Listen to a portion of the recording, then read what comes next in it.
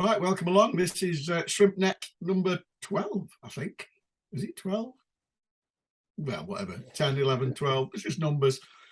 Here we are. Thank you for listening. I've had some lovely feedback in the last couple of weeks from lots of people saying they really enjoy it on their trip to work. Also, thank you for all the nice things that you're saying about us. And thank you for listening. We've got something a little bit different this week, and this is something that I think is worth talking about. We're going to talk at length about the Ipswich game and sort of take stock of the season so far. And if you want to call it a rallying call or a clarion call to the fans and the team to sort of like get behind each other, etc., I'm happy to do that, because I think at the moment we need all the help we can get. We've got so many injuries and players out for different things, etc., etc. But the one thing that came through over the Ipswich game was we give it a real good go against a side who were probably, reportedly we got one of our ex-players who's on quite a lot of money. I'm saying no more. So it was, although it was a disappointing result, it was a great performance on Saturday. So as usual, we have the lovely Joel from the Shrimps Trust, but joining us this week with a framed shirt behind him, looking very suave as always. It's our friendly boardroom guru. It's James Wakefield. Welcome along, James. Hi, David. I hate you. And we also have, for the second time this season, he's drawn the short straw. But if you listen to the first podcast, you'll know that he's quite entertaining and he's quite a good talker, because he's got quite a lot of ideas. Welcome along, Connor Ripley. Well done on that penalty, mate. Cheers, David. So, where do we start? Well, obviously, we'll chat a little bit about the Ipswich game. Fantastic crowd. Ipswich fans, lovely as always, but ultimately not the result we wanted there, Joel. No, in the end it wasn't, but I think there's a lot to take from that performance. I remember sitting, I think I was in the Hurley Fly before the game, looking at the team news coming through. I already knew there were going to be loads of players out, and then that comes up. Jensen Weir's not in the squad as well, and you think, oh my god, is this going to get any worse? But the performance was fantastic. I think I'm sure we'll speak about some of the decisions in late as we go on, but in terms of like performance, most of the things that we control, the way that we kind of, in terms of the team's own performance, it was fantastic. I thought Ipswich weren't really allowed to have the ball much in dangerous areas. We kind of kept them pinned in their half a lot of the time, and that was really impressive to see against a side who are so good at moving the ball around like Ipswich. I think compare that to when we faced them last season. Obviously, it was Derrick's first game back, so I think obviously trying to work out a few things, trying to work out a few players. But now to see us kind of really, shackle Ipswich, because they really didn't create a great deal from open play, and even one of their goals is from a corner as well. So that was really pleasing to see. There's a site called Who Scored that does a nice little graphic of it's like a territory graphic, and it shows how much time the ball spends in each third of the pitch, and it was pretty even on Saturday, which is generally quite a decent thing to see if you're kind of not having the ball as much. It kind of showed that we did keep Ipswich back in their half for a majority of the time, which is really good to see. And then, some of the decisions they haven't gone. It's not just that they haven't gone the way we wanted them. That they were just incorrect, and it's frustrating to kind of be undone by that. But at the same time, we ran Ipswich really close. They got a bit of luck to get over the line. I've seen on Twitter and social media a lot of their fans are saying how impressed they were with us, how they thought we were kind of up there with other in terms of teams that have given them trouble this season. We were up there with the kind of your Plymouth. So that's a real testament to to Connor and the team and how well they played, because it was such a good performance, and it was a shame to kind of come away with it with nothing. At the same time, not every team we play in the league is going to be as good as Ipswich, and if we can keep that level of performance up, hopefully as well, when a few more players come back from injury and suspension, then it does bode well for the next few weeks. And James, like I touched on before, great crowd. Ipswich fans, we welcome them with open arms because they're always well behaved. And as Joel's already touched on, they were quite, some of them were a bit bitter and about one or two of the decisions, saying, Morecambe thought they should have got something from the game, but we hit the post 3 times, which is, well, strictly true. It is, although Donald Love was responsible for one of it, hitting the bar, wasn't he? But looking at it, it's very nice when they say nice things like that, but it doesn't give you any points, and that's what we need, isn't it? Yeah, it would have been lovely to get a result. I think it was a weird one. You come away from watching the game like that, and you're almost pleased because of the manner of the performance and what could have been, and you're obviously disappointed about the lack of points. But to play like that against what is arguably the best squad in this league, and certainly one of their most heavily invested squads in this league, they've got 2 Morecambe players, and they're paying them both an absolute fortune. And ultimately, whilst I don't genuinely talk about decisions very often, it came down to Connor saving a penalty that was, in my personal opinion, them scoring a penalty that wasn't, in my personal opinion, and then us scoring a goal which was disallowed, which there's no opinion about. It was onside, flat, clear as day onside, and hitting the post is missing. That's a fact. Doesn't matter whether you miss by an inch or miss by a millimetre. Hitting the post is missing. So it's one of those where it would have been lovely to get a result, but I was just very, very, very encouraged by the way that we played against a squad like that. And I think they made more subs than we had realistically available before we brought one on. Like, if you look at the strength of our bench, and they were bringing players on who would walk into most of the teams in the top half of the league, let alone anybody else. So, yeah, all credit to the team. Can't fault performance like that. If we keep playing like that, we'll be absolutely fine. So I'll come to you now, Connor. The first thing I want to ask you, obviously, the penalty. Had you and Baz done the research, or how did it come about? Well, Baz does the research, and I just do it. That's how it goes. No, I mean, Baz is. I mean, I've heaped praise on Baz all season at the moment, and he came to me. He always comes to me before the game, and he says, right, well, this is where I believe he'll go. And he talked to me, and he talked about Connor Chaplin, that he likes going down the middle, and he said, try and talk Connor going down the middle. So I've gone up to him and just said, right, I'm just going to let you know I'm going to stand down the middle, and you're going to chip it into my hands.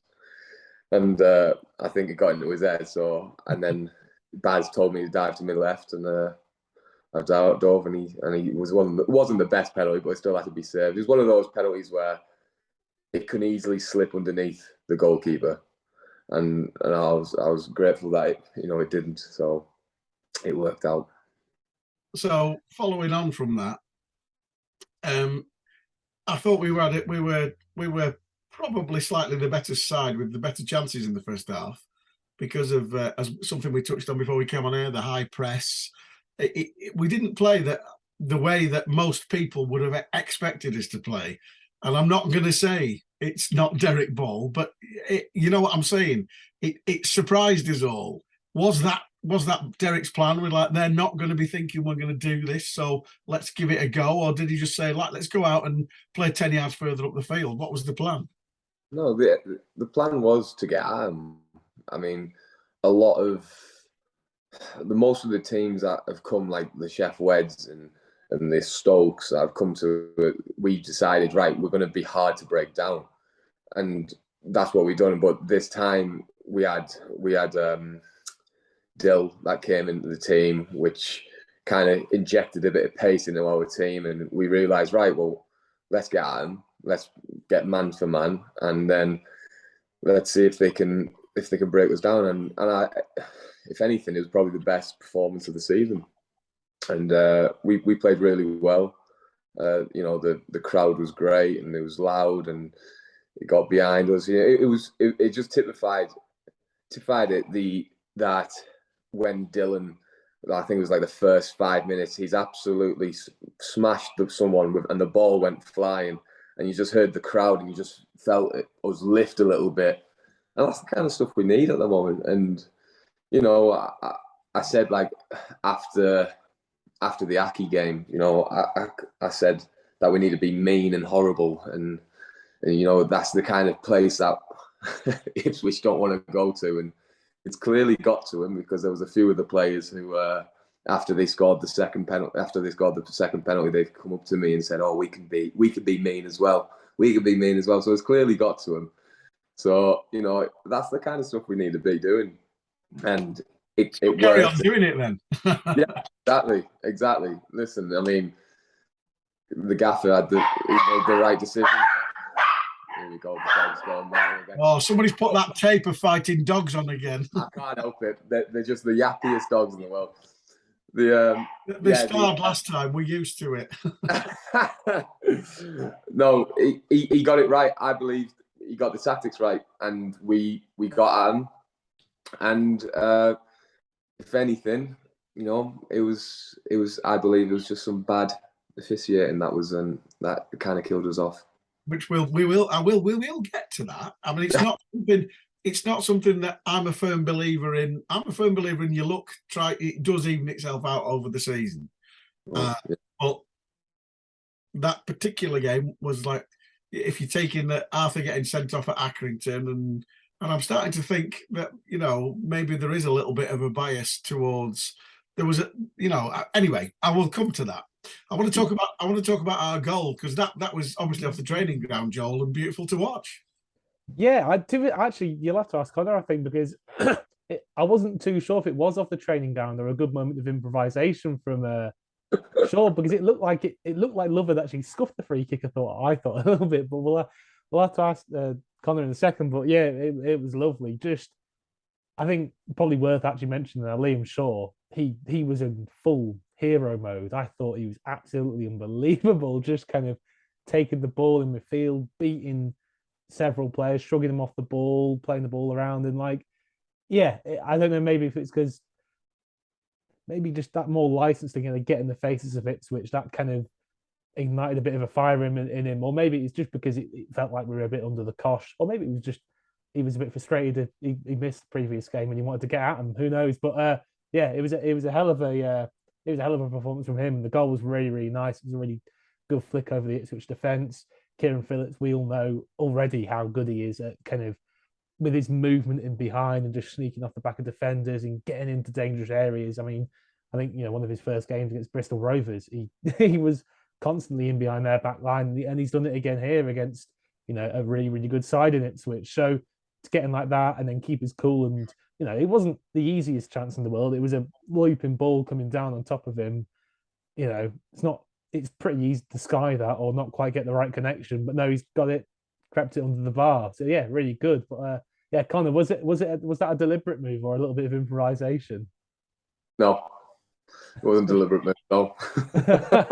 No, we always work on, you know, free kicks like that and put it in a good area. And Donald, you know, he didn't put it in the best of areas, but what happened was that, like you say, we improvised and it worked. It worked out perfectly for Kieran to get on to the end of it and put us 1-0 up. So that'll never happen again then. It might become deliberate now. Oh, you never know, do you? We might get a few teams thinking, oh, we're going to do it short, and then we put it in behind. So we're keeping people guessing. Yeah, it certainly worked on Saturday. So obviously we did have, as we've already touched on, second half, the disallowed goal, which somebody managed to freeze frame perfectly, the ball leaving the foot to put Dylan through, and he was in a lovely straight line with two Ipswich defenders. It's not even close. So you're thinking, well, yeah, it is fine margins, and obviously it's difficult. I know a couple of people said the linesman was probably a couple of yards behind play, so therefore was probably looking from the angle that thought and maybe looked offside. And obviously Dylan's quick, which is, in situations like that, it goes against you. But I want to come, you know, as decisions go, yes, the first penalty, Faz, no question, he's done him, and Faz sticks a leg out and he's quite entitled to go over it. The second one, Jacob definitely gets a touch. And for me, the issue is, from where the ref is, I don't think he's seen he's got a touch. because he's on that sort of angle with looking at it from the centre circle, and you can see from where the camera is, he definitely gets a touch and then he falls over his leg. But I mean, we had a more likely penalty at Accrington than that wasn't given. That's all I'll say on that one. But you've got to somebody's already said they had it on good authority that we've got another letter from the Refs Association, James, saying we apologise for the decisions. I know we had quite a few of them last season, but I don't know if that's true or not. But again, letters of apology from the Refs Association don't get you points, Joel. No, not at all. It's frustrating that that's kind of gone against us. I think especially the Connolly one, because I think while the liner might have been a couple of yards behind play, it's their job to not be a couple of yards behind play, and also that he's got kind of like racing lines. He's got aim assist on. He's literally got the edge of the penalty area, giving quite a clear line. You know how they spend ages on when they're doing the VAR decisions, drawing the lines on and trying to make sure it outlines at the pitch. Well, it was already there for the line. It was the edge of the penalty area, but they managed to miss it, which is very frustrating. And looking back, Dylan Connolly, it wasn't like he was running in behind at full speed like he was against Shrewsbury or against the chance for Fleetwood. He wasn't like breaking the offside trap. He was just kind of standing to the side. So it's frustrating that's been missed. And then obviously the Bordeaux one, he's got a toe in it. You can see it from the camera angle. You kind of know by his reaction, I think. I remember against Bolton last year, which is obviously the game involving Dylan again, when we got denied a penalty and then Bolton equalised late on. And it was pretty much the same reaction of just kind of running straight to the ref because, when something's, he knew that, he'd been kind of wronged in that situation. So, frustrating to kind of lose out on those two. But like you say, referee apology letters, they don't get you points. But I will point to some balance in the fact that Usman Fain maybe got away with one in the first half, to be fair, because I looking at that, I was like, from where we were, it was like, oh, and then he could have gone for that maybe, but there you go. I think I was pretty much above it actually. I thought yellow was about fair, but I've seen him given. I've seen him given up there.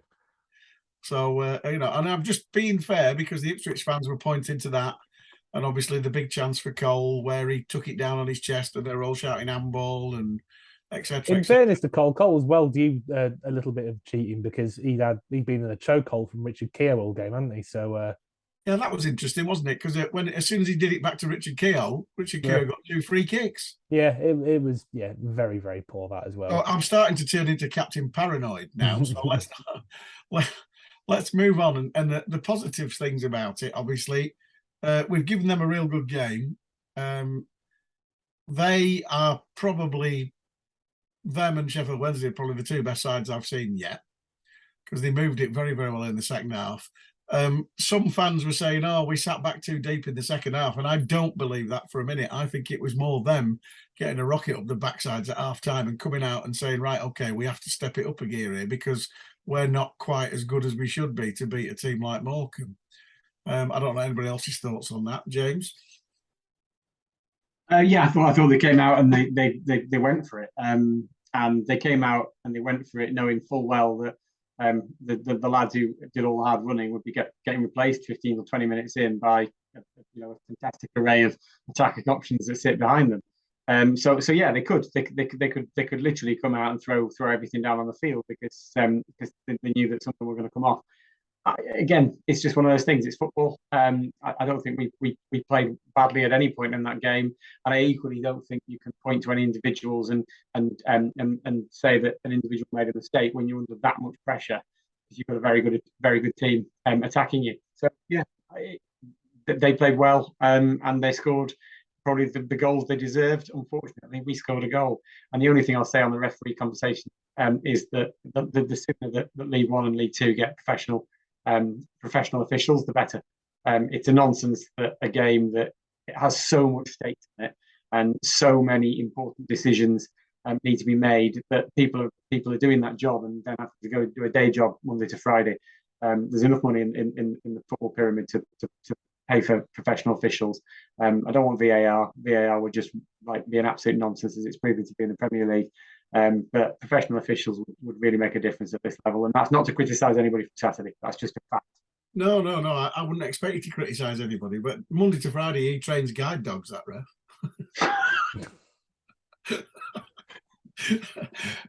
Some of that might be true, some of it may not. I don't know, but I can see it. So there you go. I've said it. Moving on, Connor. So we've had the glory of the first penalty. I have to come to the second penalty, because if you're thinking Connor Chaplin's taking it, you're thinking, "Oh, I've cracked this," and then you see somebody else is taking it. What was your thoughts then? Because you got a hand to it. Yeah, well, no, I actually didn't get a hand onto it. It was past me before I knew it, to be honest. I think he struck it well. He struck it well, and again, Baz got it right, got the penalty right, and he just beat me by pure power, if anything. So one of those ones where I have saved 2 penalties in one game before, but I was thinking surely to God, lightning can't strike twice. Well, I was hoping it would, but it didn't. But yeah, when I saw who was the one who took it, was it Evans?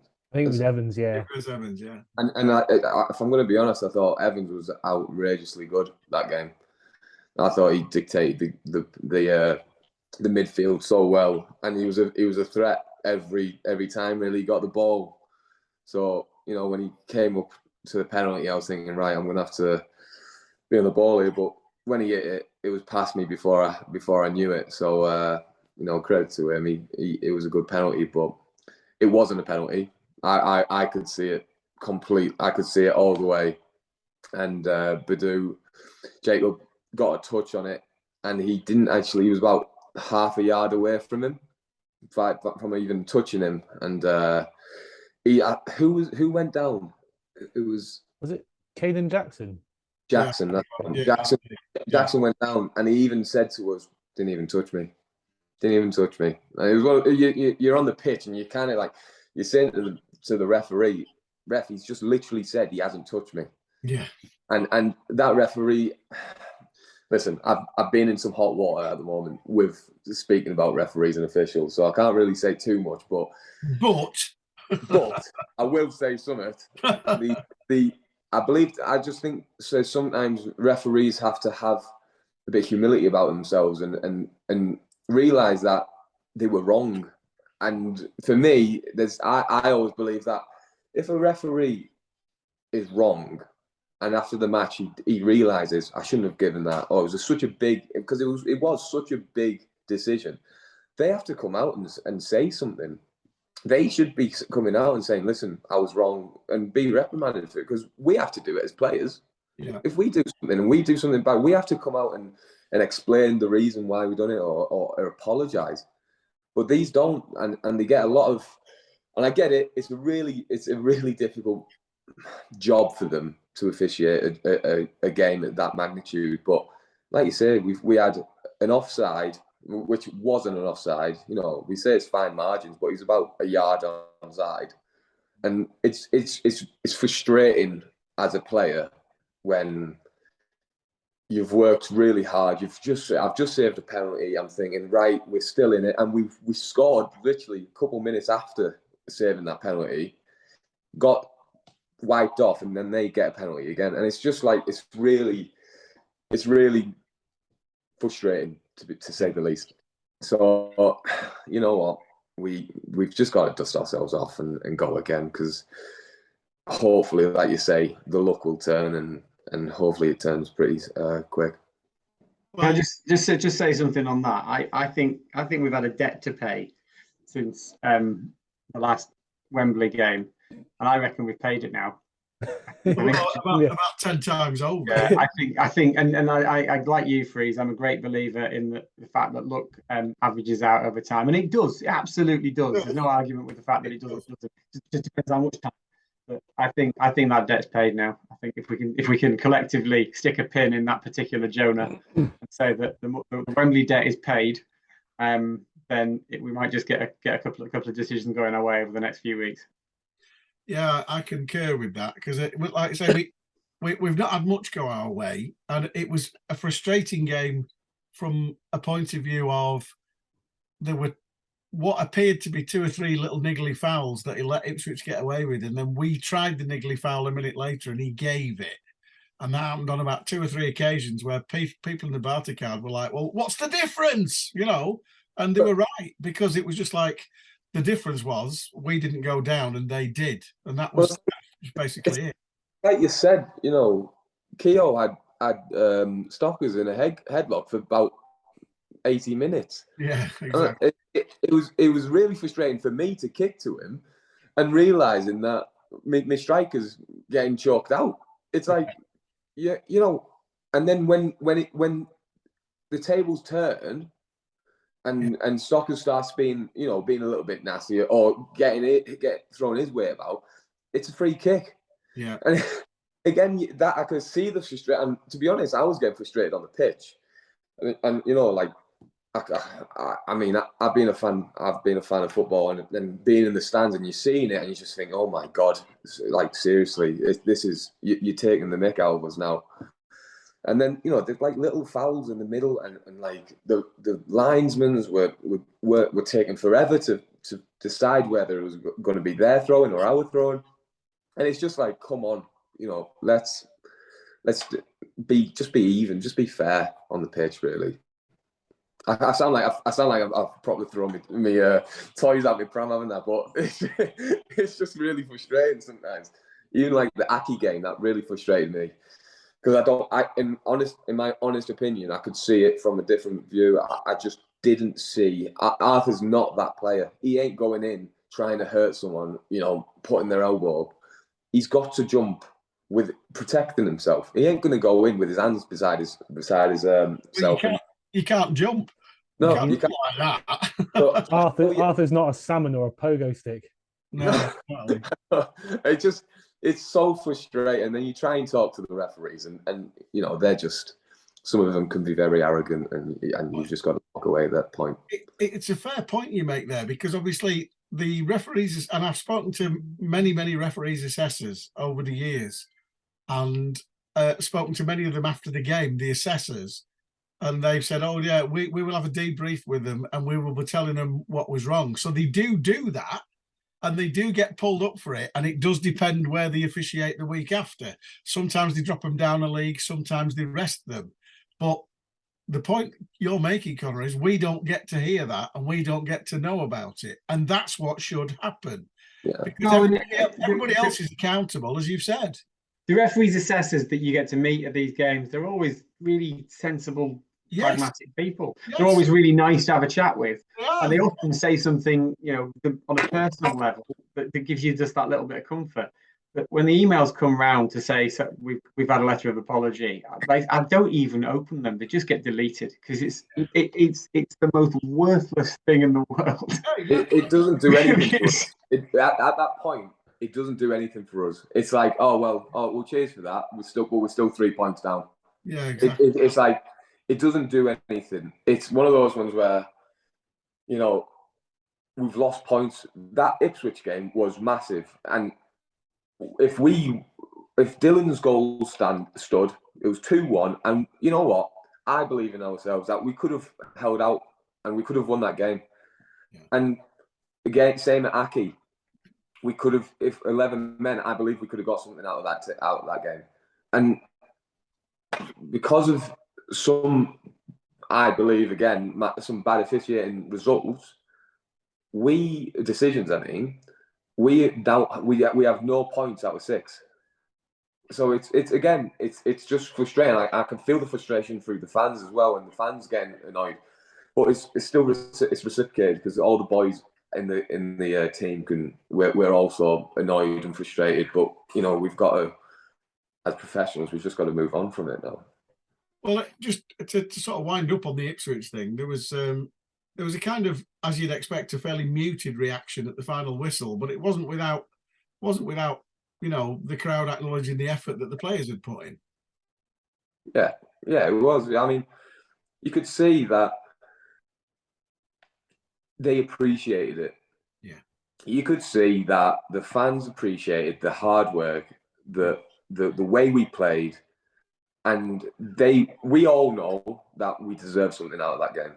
Now, that's what you want from us as players, and that's what we're trying to deliver. So, I turned around straight after and I saw there wasn't many people leaving. They were waiting for us and they were waiting to clap for us, and that's the kind of stuff we need. We, as players, we get where we're at.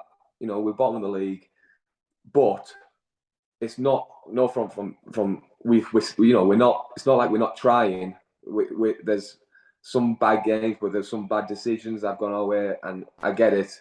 I'm not trying to make excuses, but the fans understand that. And after that Ipswich game, the fans were magnificent. They stood by us all game. They were singing, clapping, cheering every tackle, every good pass, every what we were doing right. And you know what, we nearly got there, but it's one of those things that when we do start coming against, I think we got Barnsley next home game. That's another huge club with big resources that we have to overcome.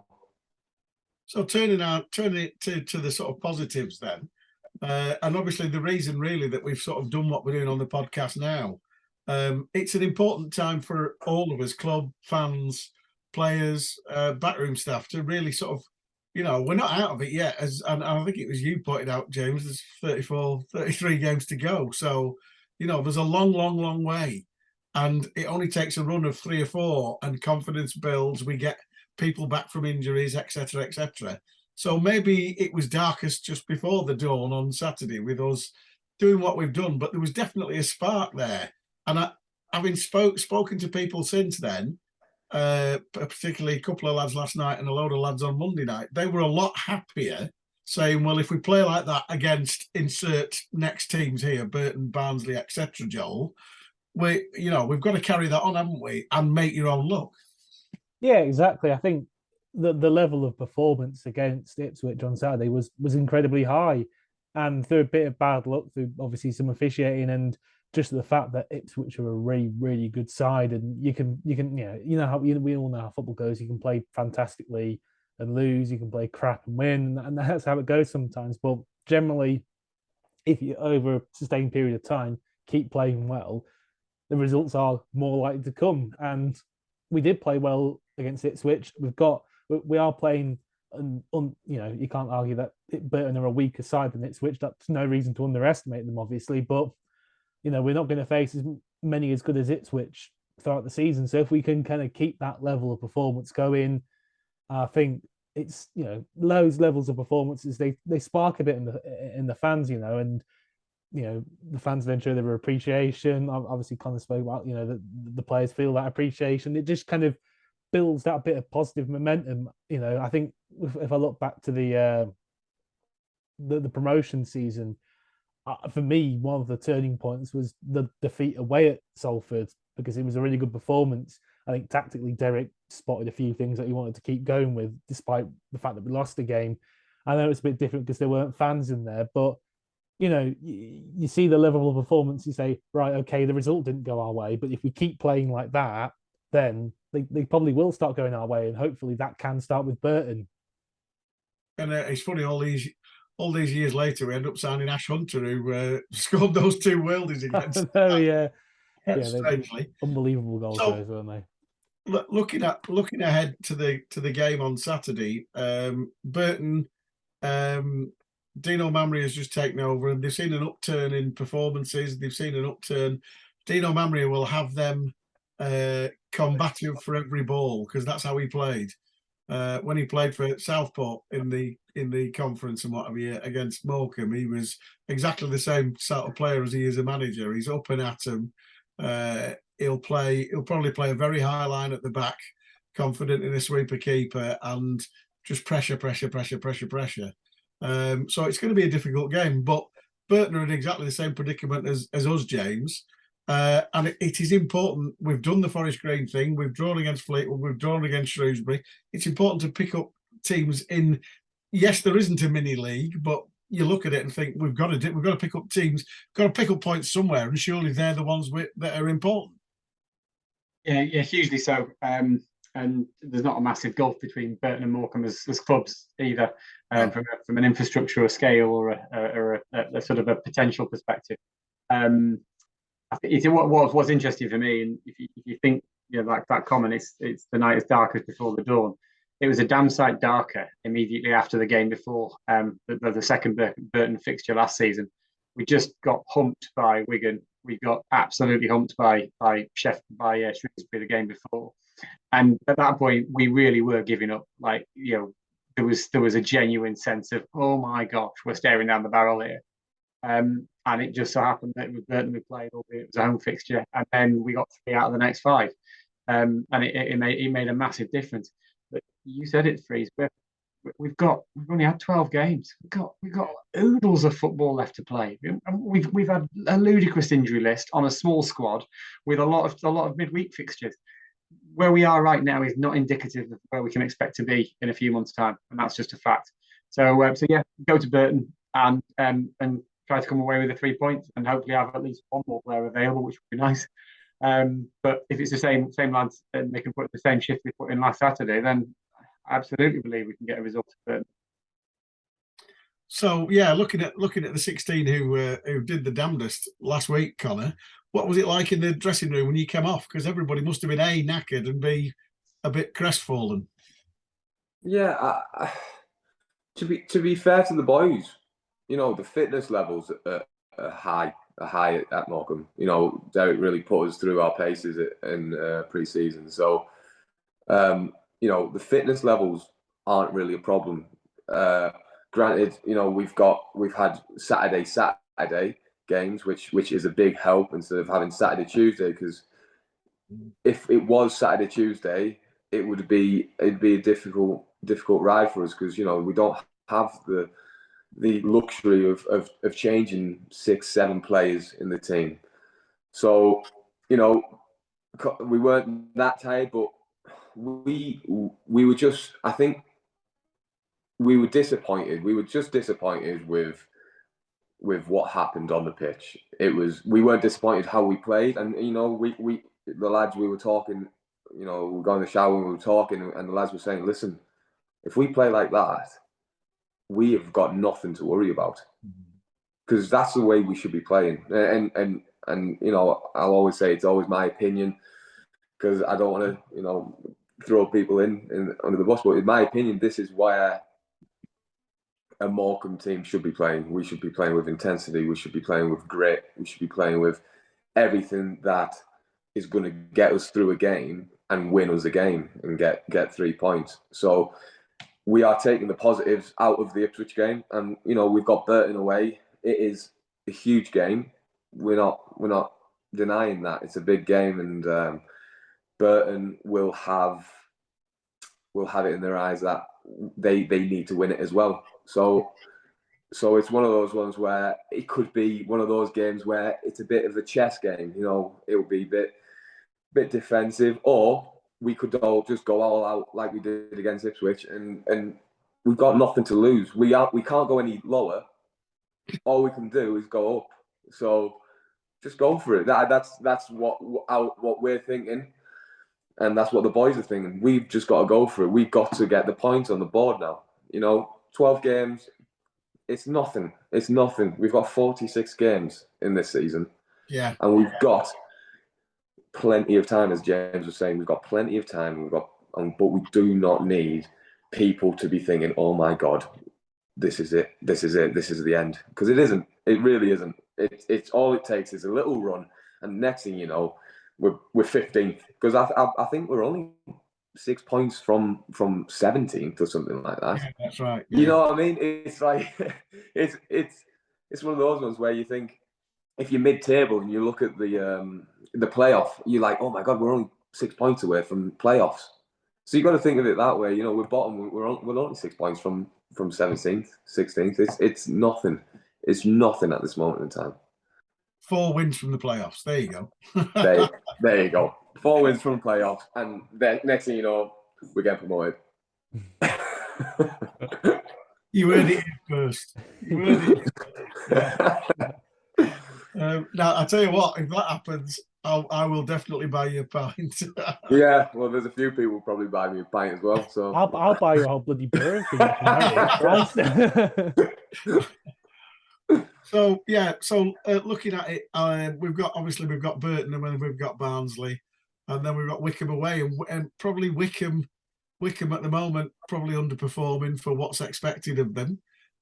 Barnsley, a bit of an unknown quantity at the moment because they obviously changed the manager and swapped the squad a lot, and probably not set the world alight like they thought they were going to, and they've got quite a big budget, as has already been said, Joel. Yeah, although they do have Adam Phillips now, so Oh yeah, true. that'll be interesting. I mean, I'm kind of curious. I mean, obviously, I don't want him to score, but if he does score, I'm quite because he does enjoy giving a shush to the opposition fans. But surely he shouldn't do that to Morecambe fans. Come on. Yeah, if he scores, I'd do it. You just cursed us now, haven't you? So. I know, yeah. Yeah, sorry, that's my bad. So when he rockets it in from 25 yards, don't come for me, please. But no, yeah, you know, ultimately, you would have pitted Ipswich as a harder game than say Cambridge the other week, but we look much more likely, to win against Ipswich than we did against Cambridge. So you never know how these games are going to turn out, especially against somebody like Burton on Saturday, who have been rubbish and now a bit better, created quite a lot of chances, which was quite weird, but also been very, very leaky at the back.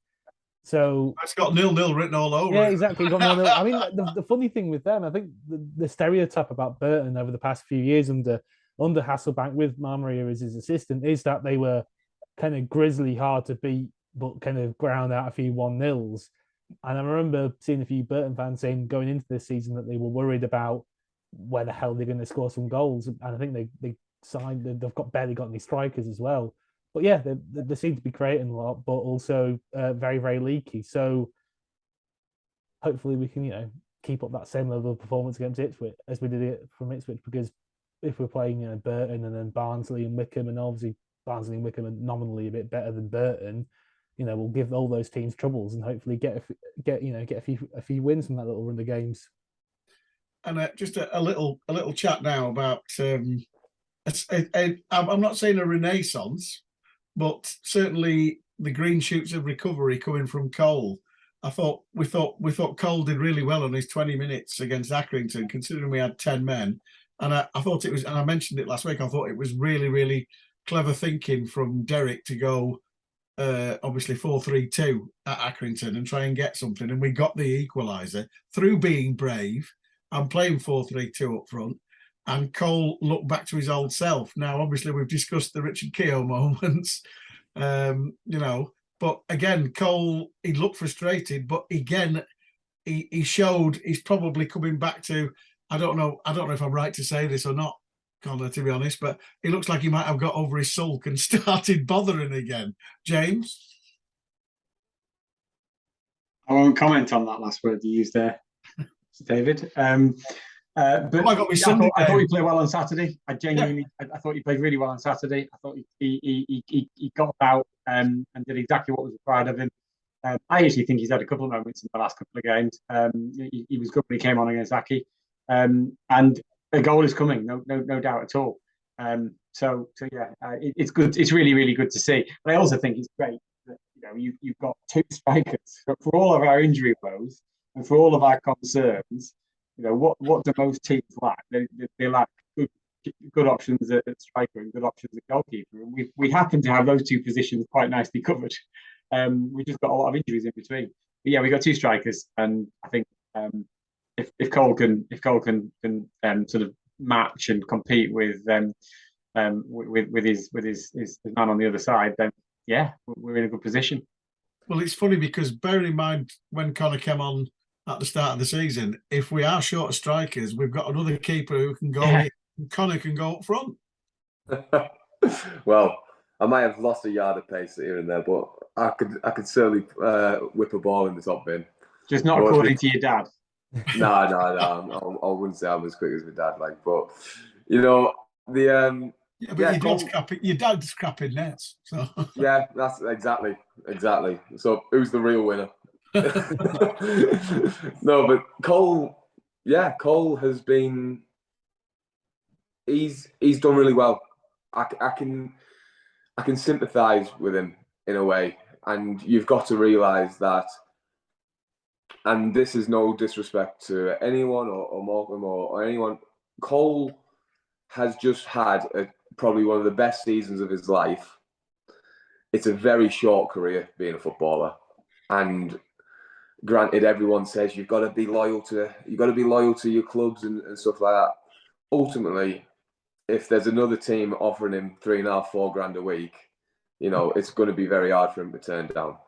And I believe Cole, yes, he's had to handle it in a way where he has to be professional. Now, the past few games, I believe we've had the Cole Stockton of last season.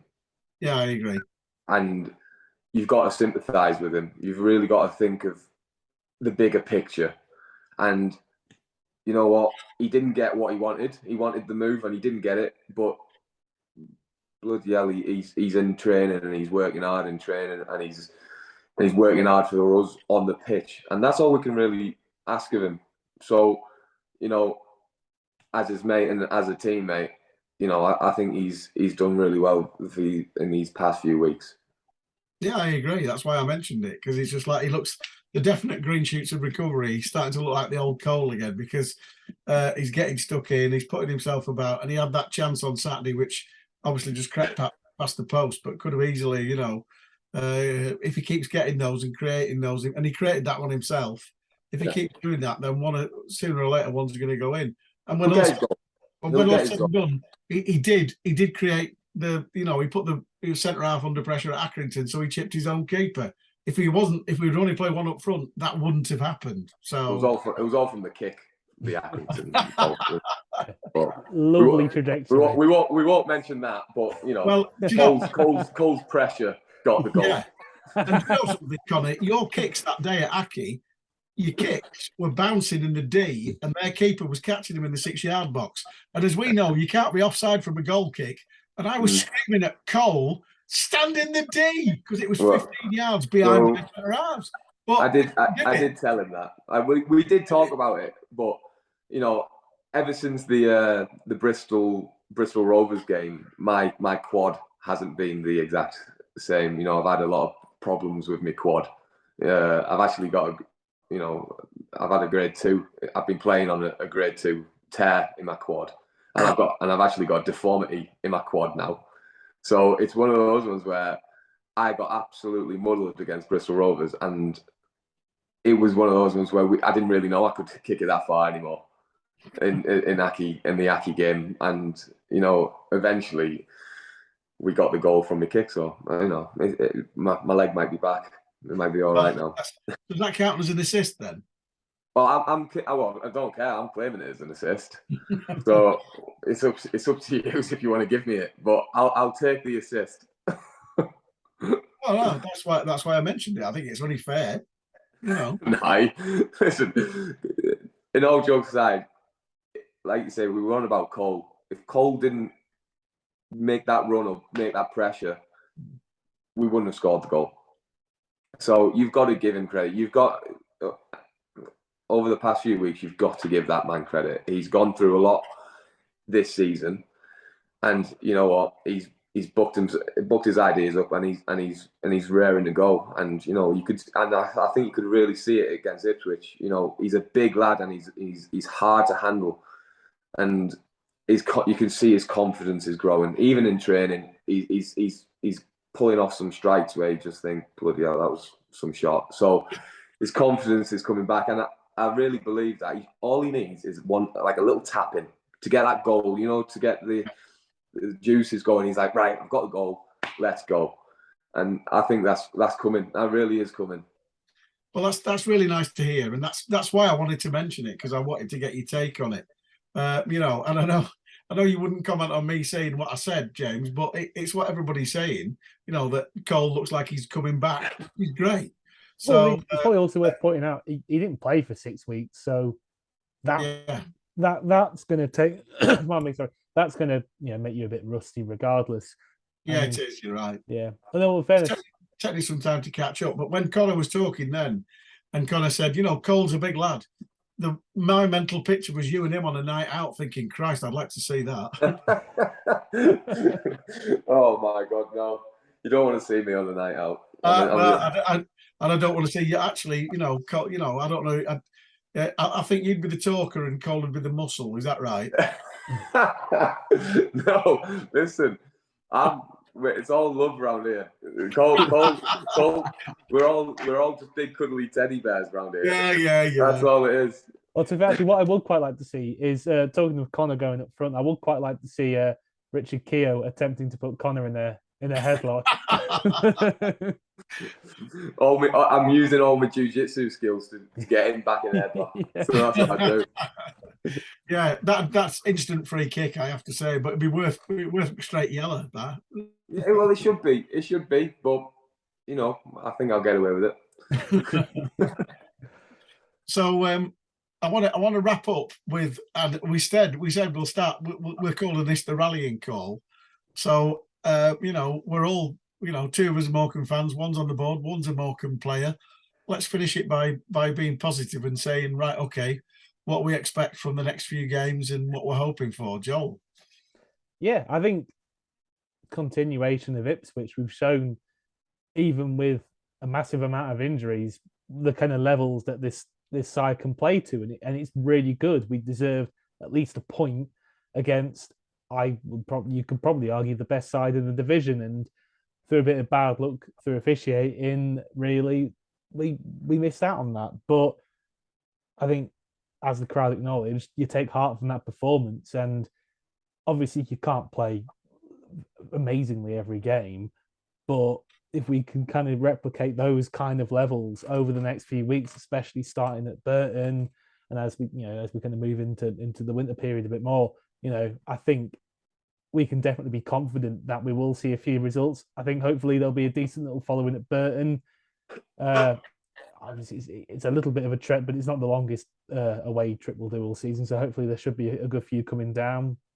And then, let's get into them. Like Connor said earlier, just, bit of intensity, have a go at them, put them on the back foot, and hopefully get a few wins, get the crowd happy, good atmosphere. Let's do it. James? I want us to collectively show that defiance that means that Morecambe has never been relegated. I want us to collectively show that same spirit that stops anybody writing us off at any point in any season.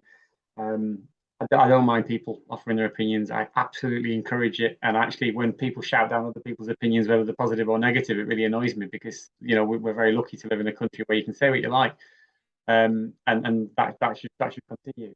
But I do think that when it comes to Saturday afternoons and Tuesday evenings, the more people who are behind this team, the more likely they are to play well. And I absolutely believe that an average team will beat a technically better team if they believe in themselves, and if they've got strong morale, and if they've got fans behind them.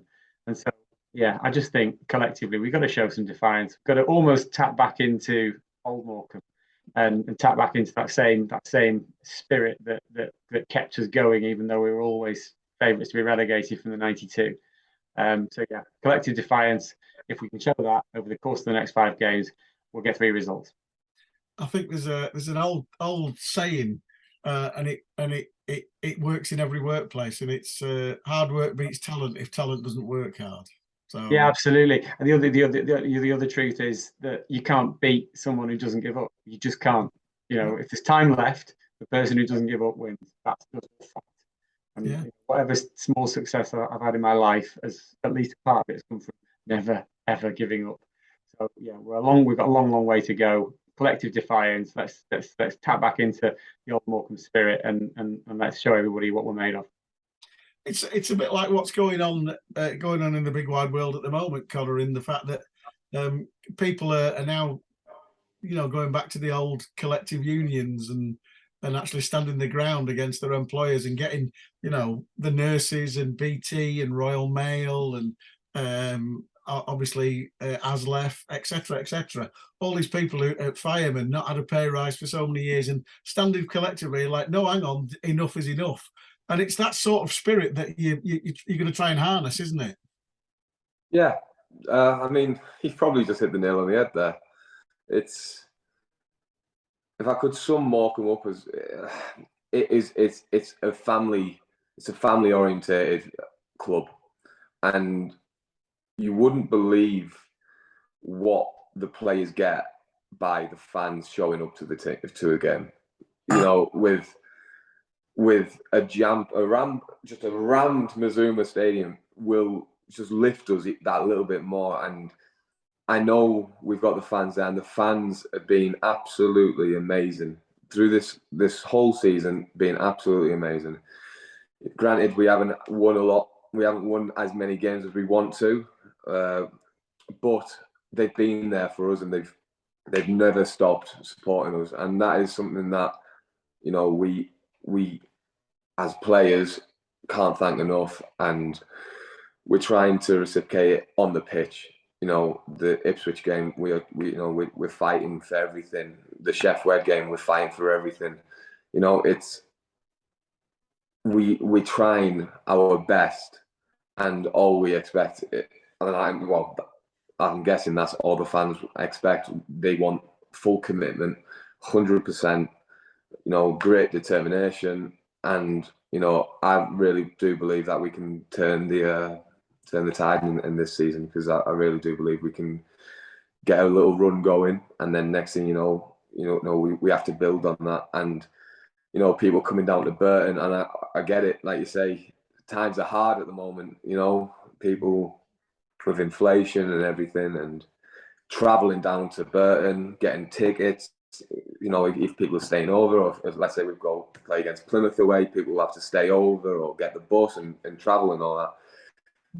And when we see you there, we understand that. We really do understand that, and we appreciate it 100%. And you know, as the club captain, I couldn't thank the fans enough, really. And all I'm going to say is I'm going to go back to what Joel said before, something that stuck in my mind. We can't play like we against Ipswich every week, but you said sometimes you get a crap 1-0. I'll take that. I will take that, because that would mean, as James has already said, and I said, that you know we've paid our debts this season, and it's about time we got a little bit of luck. And hopefully it's starting Saturday. I really do think that. I really do believe it will change. You know, our luck will change. You know, they always say when you're down at the bottom, things just don't go for you. But eventually, they'll have to. It has to. Yeah. Now, you never know. Saturday, it could be 0-0, and then boom, we've got a penalty last minute, and it wasn't a penalty. Something daft like that. That's something that we just need. And then next thing you know, we just build on it, and we just carry on building on it. And you know, I honestly believe we have the ability and we have the infrastructure to stay up in this league. And you know, I've played League One for the majority of my career, and I'm going to say that this is probably the hardest time for a League One team. It's the teams that are in it are insane. They shouldn't be in it. Basically, you know, the Sheffield, Ipswich, Derby, they shouldn't be in League One. No. Portsmouth, Charlton, Charlton, the humongous teams, and you've got to realise that Morecambe, they are fighting above the weight. You know, we are doing extremely well to even be in League One. Now, I'm not saying that's an excuse, but you've got to keep that in mind, that you know, we don't have the infrastructures like the Sheffields, the Charltons, the Ipswich, the Derbys, but we are giving every one of them a fight for a run for the money. And this is where we've got to start, you know, staying together, because it can get to that point where, you know, people might start saying, oh, well, you know, we're losing here and there. But this is where you've got to have the fans, the players, the backroom staff. We've all got to stick together, all got to get through this tough time in the season, and we'll just move on from it. And I really do believe we can turn it. if you'd have said to me over the past couple of seasons, if you'd have said to me in October, "Oh, don't worry, because come January you'll have third round of the FA Cup at Stamford Bridge against Chelsea, and then the season after it's all right, you'll have third round of the FA Cup at Spurs' new ground," I'd have laughed you down. So we've got something to look forward to because we've got cup luck, surely. Well, I hope so. You know, we've got MK Dons in the Carabao Cup. You know, it didn't go very well for us last time we played them, but you know, it's. I think that was just a freak game. That was just one of them freak games where we, you know, I believe we can do them, and then I think that we're going to the third round after that, and then, you know, the FA Cup. You know, we always want a good run, a cup run. A good cup run really does inject a bit of money into the club, and that's what we're looking for. We're trying to get into the FA Cup round 3 or even 4, and we want that big team. You know, I've been in it. I've played Man City. I've played Man United. I've played big teams. Man United at Old Trafford when I was at Burton, and granted, you know, the scoreline wasn't the best, but we don't want to talk about that. It was a 4-1 loss, but you know, we done really well. Hey, at least you scored. We scored, yeah, we scored. But you know what it was? It's like when the fans go there, like you're saying, you know, you went to Chelsea, you went to Spurs' new ground. It's something that the fans are like, they'll never forget that. They'll never forget that. And we're trying to do the same this season. We want to get a big team. We want to reciprocate what's happened in the past 2 seasons. So, you know, for me, the cup runs are a big one as well. And on that note, I think we can say amen to that. Connor, thanks for being on. James, thanks for your input as always. Joel, it's going to be an interesting few weeks, I feel, and hopefully people listening to this, most of the people listening to this are fairly positive anyway. And but somebody accused me the other week of being you're eternally cheerful, and I was like, and I had to point out to her, I went, I know you think it's life and death because Bill Shankly told you that, but it isn't. There's a lot more important things than football, and you have to. It's yes, I know that come Saturday at 5 o'clock, if we've won, I can have a better weekend, and I'm sure you can, Connor, and you, James, and you, Joel, and everybody listening. But get over it. There is another. The great thing about football is no matter how crap you are, there's another game coming up, and you've got a chance to put that right, haven't you?